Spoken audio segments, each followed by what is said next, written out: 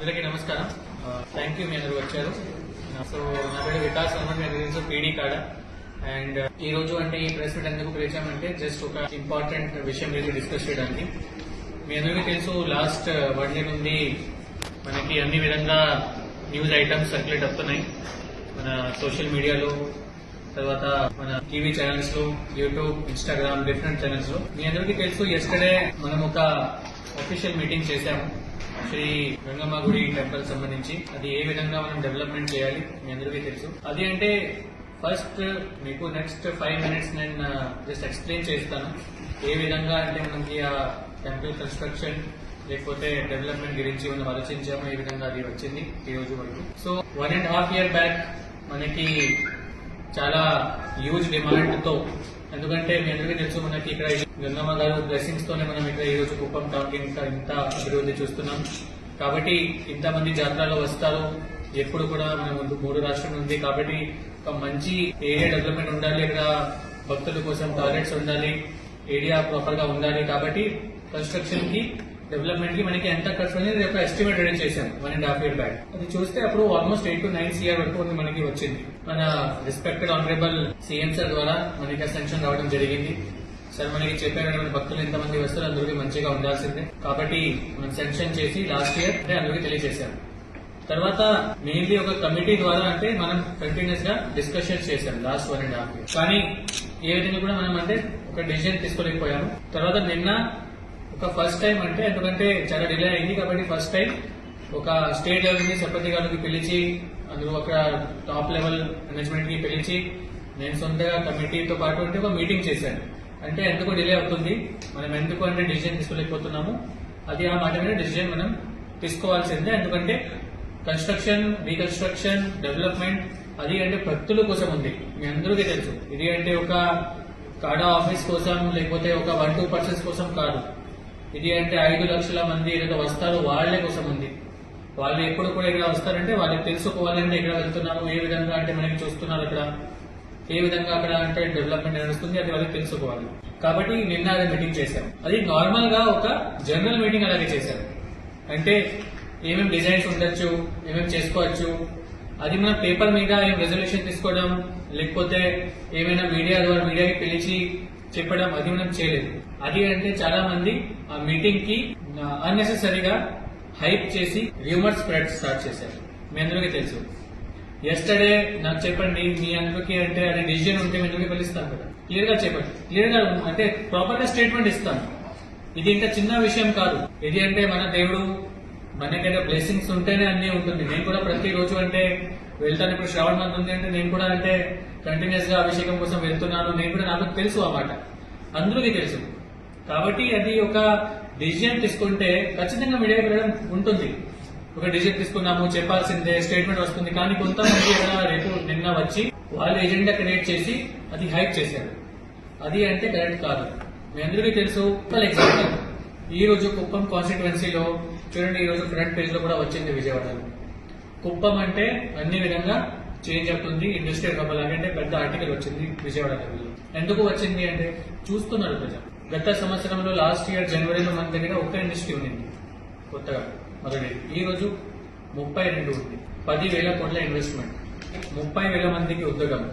అదిలో first industry inaugurate కూడా చేసి అక్కడ 300 మందికి ఉద్యోగం ఇప్పించారు.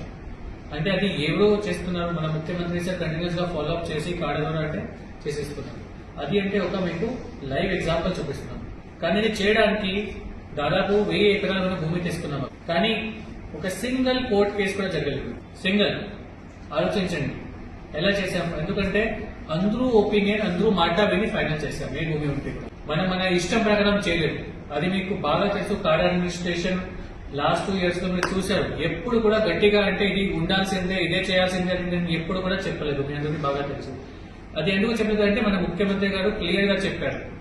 అంటే అది మీరు ఎప్పుడు కూడా ఏ డిసిజన్ తీసుకోవాలంటే ప్రజలకు అడగాలి, ప్రజలకు ఫస్ట్ మీటింగ్ చేయాలి, వాళ్ళతో మాట్లాడి వాళ్ళకి అందరూ ఒపీనియన్ తీసుకున్న తర్వాత డిసిజన్ తీసుకోవాలి. కాబట్టి ఈ రోజు అక్కడ 32 ఇండస్ట్రీస్ వచ్చినాయి. ఎలా వచ్చినాయి వాళ్ళకి చెప్పారు, ఒక్కరు చెప్పారు. అక్కడ వెళ్తే ప్రశాంతంగా అయిపోతుంది, ఏం కోర్టు కేసు ఉండదు, ప్రశాంతంగా భూమి వస్తుంది, మనం పని చేసుకోవచ్చు, ఫాస్ట్ గా అప్రూవల్ వస్తుంది, ఫాస్ట్ గా అన్ని విధంగా సపోర్ట్ వస్తుంది.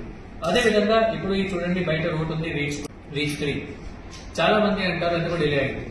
డిలే ఎందుకు అయింది అంటే మనం ప్రతి ఒక్కరు కోసం అంటే మనం ప్రాపర్ గా క్యాల్కులేషన్ చేసి వాళ్ళు ఎంత డబ్బులు అడుగుతున్నారు, మనం ఎంత ఇవ్వగలము, నెగోషియేషన్ ఎంత చేయాలి, ఏ విధంగా అందుకు బెనిఫిట్ రావాలి అది మనం చూస్తాం. మీ అందరికీ తెలుసు అది. ఆ మాట అంటే సైడ్ లో పెట్టడానికి లేదు, ఓపెన్ గానే ఉంది.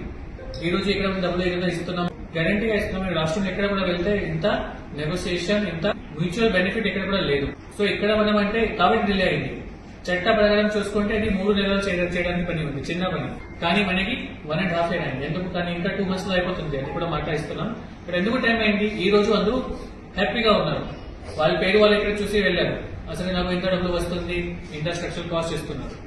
అదే మన ప్రభుత్వం స్టైల్. మన ఇష్టం ప్రకారం డిసిషన్ తీసుకోము. నిన్న కూడా అంటే కమిటీతో మీటింగ్ చేయడానికి బాధ్యత అంటే ఉంది. ఎందుకంటే అది ఎండోమెంట్ డిపార్ట్మెంట్ శాంక్షన్ ఇచ్చారు, ఆ డిపార్ట్మెంట్ శాంక్షన్ ఇచ్చారు. అది ఒక ప్రైవేట్ పర్సన్ గుడి కట్టిస్తున్నారు అంటే అది వేరే మాట.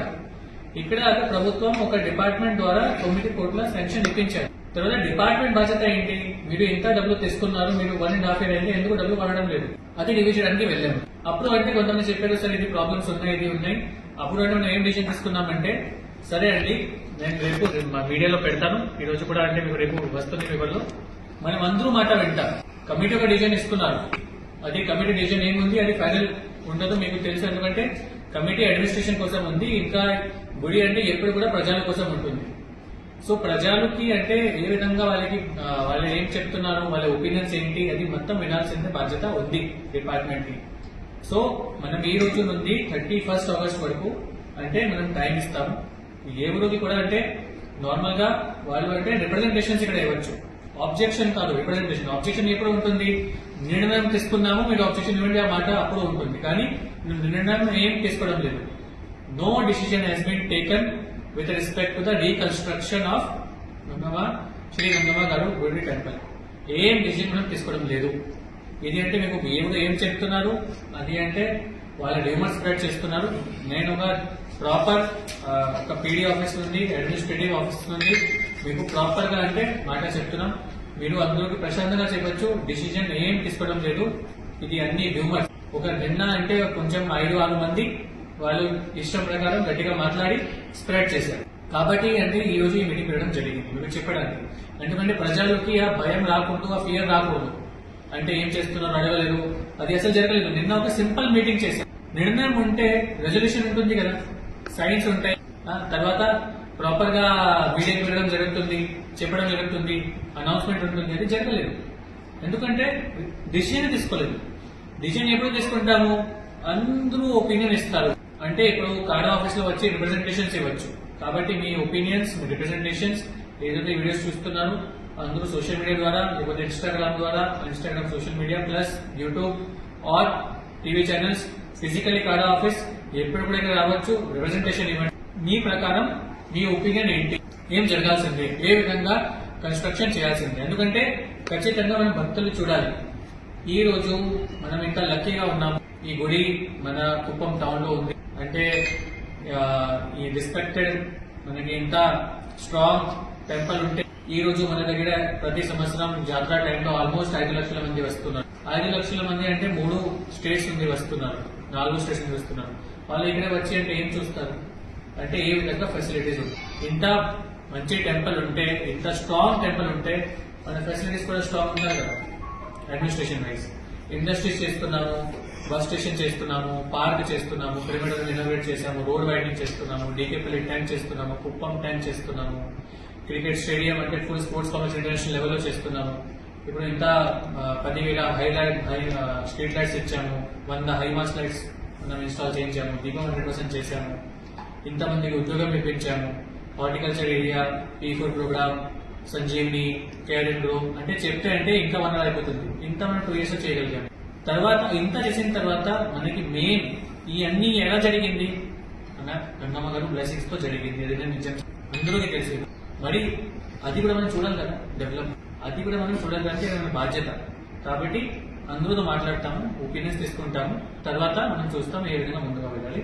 కానీ ఈ మాట నేను క్లియర్ చేస్తున్నాను, ఏ విధంగా కూడా డెసిజన్ తీసుకోవడం జరగలేదు, ఏ డిసిజన్ కూడా తీసుకోవడం జరగలేదు. మళ్ళీ మాట చెప్తున్నాం, మీ ఒపీనియన్స్, మీ రిప్రజెంటేషన్స్ ఆర్డర్ ఆఫీస్ లో ఇవ్వచ్చు. ఓకే, ఇది తెలియజేస్తున్నాను.